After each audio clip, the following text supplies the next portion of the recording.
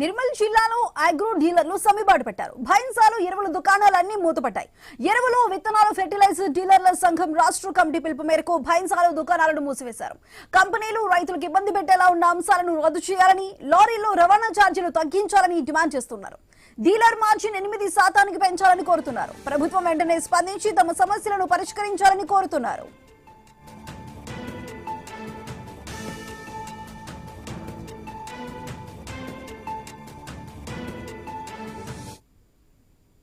నిర్మల్ జిల్లాలో అగ్రో డీలర్లు సమ్మెబాటు పెట్టారు. భైన్సాల ఎరువుల దుకాణాలన్నీ కూడా మూతపడ్డాయి. అయితే ప్రస్తుతం అక్కడ ఉన్న సిచ్యువేషన్ కి సంబంధించి మరింత సమాచారం మా ప్రతినిధి శ్రీనివాస్ అందిస్తారు.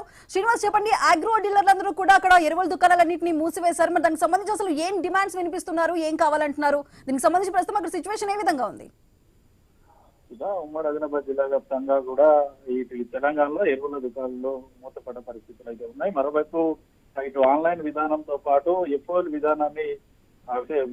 విధానాన్ని తీసుకురావాలి. ఆన్లైన్ విధానాన్ని కూడా వ్యతిరేకిస్తూ యాజమాన్యాలు అయితే ఈ రోజు ఎరువుల దుకాణాల బంద్కి అయితే పిలుపునిచ్చారు. మరోవైపు పశ్చిమాసియా యుద్ధ ప్రభావం వల్లనైతే ఎరువుల ఉత్పత్తిపై పడింది. పూర్తిగా ముడిసరుకు సరఫరా తగ్గడంతో పాటు భారీగా ఇటు ఎరువుల ఉత్పత్తికి సంబంధించినటువంటి ముడిసరుకు కూడా రవాణా కాకపోవడం, దిగుమతి కాకపోవడంతో గత మార్చి నెలలో దాదాపుగా 20% మేర ఉత్పత్తి తగ్గినట్లయితే ఇటు కేంద్రం అయితే ఒక కీలక ప్రకటన అయితే వెలువడించిన పరిస్థితులు అయితే ఉన్నాయి. మరోవైపు ఇటు ఉమ్మడి కరీంనగర్ జిల్లాలోని పెద్దపల్లిలో RFCL ఉన్నప్పటికీ కూడా దాదాపుగా జనవరి మాసం నుంచి కూడా ప్రతి నెల షట్ డౌన్ కారణంగా కూడా ఎరువుల తయారీ అయితే పూర్తి కాలేదు.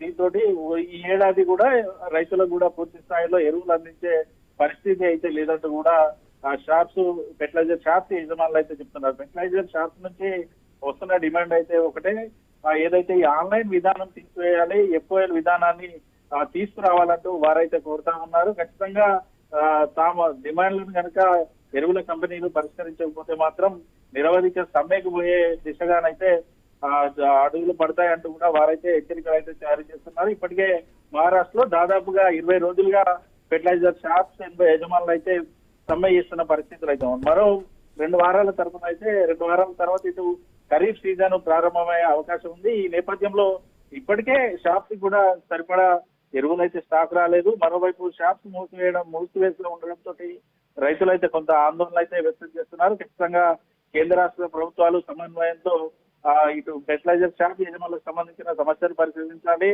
గత ఏడాది ఏదైతే ఎరువు బస్తాల కోసం రైతుల పట్ల ఇబ్బంది పడకుండా కూడా పూర్తి స్థాయిలో ఎరువులను సప్లై చేసే దిశగానైతే చర్యలు తీసుకోవాలంటూ రైతు సంఘాలు కూడా డిమాండ్ చేస్తున్నారు. ప్రజెంట్ అయితే ఇటు ఉమ్మడి ఆదిలాబాద్ జిల్లా వ్యాప్తంగానైతే రాష్ట్రకాలు ఇచ్చిన పిలుపులో భాగంగానైతే ఎరువుల షాప్ యాజమాన్యాలు అయితే పూర్తిగా షాప్స్ అన్ని మూసివేసి తమ నిరసన అయితే తెలుపుతున్న పరిస్థితులు ఉన్నాయి. Right Srinivas, thank you.